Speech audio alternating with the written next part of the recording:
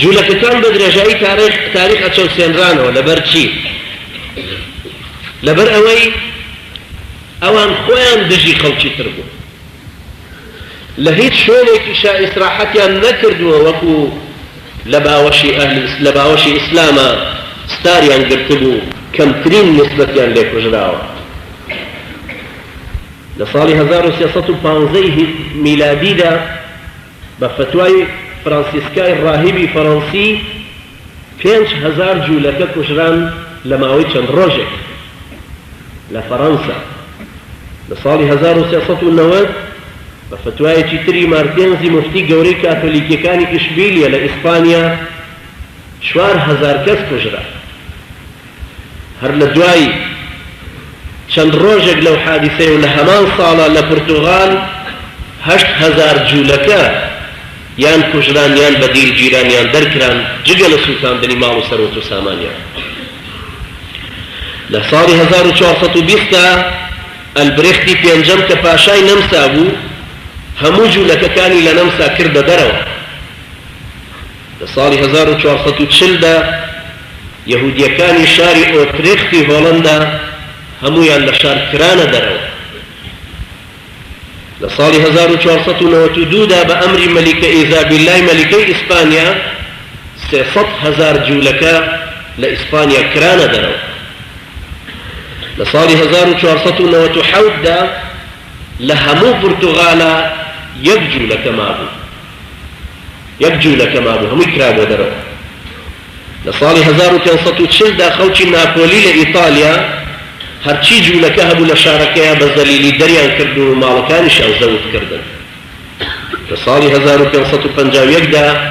لە زۆرترین نسبەت لە شارەکانی ئەڵمانیا هەموو جوولەکە کرایە دەرەوە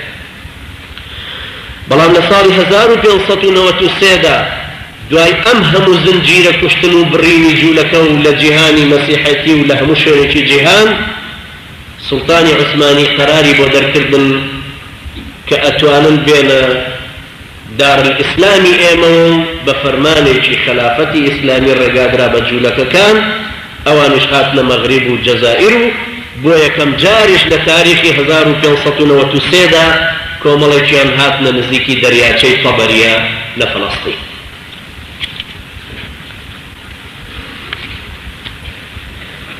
لە ساڵی 1348دا کە تاعونی ڕەش بڵاو بووە لە ئەوروپایە یەک لەسەر 4 ئەوروپای کوشت دوا بە دوای تاعونەکە هەرچی جوولەکە لە ئەوروپا هەبوو مەسیحیەکان هجوومیانە کرد بەسەریان و ئەیانوت بەهۆی شومی ئێوە لە ناومانان بۆیە ئەو هەموو تاعونە بەسەرمانە هاتووە کاتێک بارانە باری لە پۆلۆنیا خەڵگە چوە سەر جوولەکەکان و ئەیانوت ئێوە خوار ڕقی لێ هەڵگرتوون بۆیەوە ئەم هەموو بارانە ئەبارێ لە شوێنێکی تریشە ئەگەر باران نەباریایە هێرشیانە کردە سەر جوولەکە و ئەیانوت ئەوەی خوار ڕقی لە ئێوەیە بۆیە باران بەسەر ئێمەشان نابارێ لە وڵاتمان بچنە دەرەوە لە پۆلۆنیا لە نێوانی 1648 بۆ 1655 لە مدەی 7 ساڵە 100,000 جوولەکە کوژرا 100,000 جوولەکە لە ئەپریلی 1389دا لە عیدی فەسح کە ئەکەوێتە مانگی ئەپریلەوە مانگی 4ەوە لە پراگ هەرچی گەڕەکی جوولەکە هەمووی سووتێنرا و زۆرترین نسبەتی جوولەکەکانش لە ماڵەوە ئاگریان پێبەر لە ساڵی 1689 گەڕەکی جوولەکەکان هەمووی سووتێنرا بە هەزارانیشی تێدا مردن لە ساڵی 1749 لە نەمسا مەلیکی نەمسا بڕیارێکی دەرکرد کە ئەبێ هەموو جوولەکەکان ڕیشیان بتاشن و هەموو ئافرەتێکی جوولەکە پارچە قوماشێکی زەرد بە جلوبەرگەکانیەوە هەڵواسرێ بۆی بناسرێ ئەمە جوولەکەیە لەبەر چی ئەو هەموو جۆرە چەوسێرزانە چونکە جوولەکە خوای پەروەردگار کە خەڵقی کردوون و ئەشیان ناسێ صیفەتەکانی لە قورئانە باز کردوون ئەفەرمێ یەقتولون الأنبیاء بغەیری حەق ئەوانە پێغەمبەر کوژن ئەوانە هەرچی صیفەتی چاکە و پیاوەتی بێ بە درێژایی تاریخ لەگەڵ هیچ ئومەتێکان نیان کردووە ئەوان کە خۆیان ناوەنێن گەلی هەڵبژاردەی خوایی و بە خەڵکی تر ئەڵێن جۆییم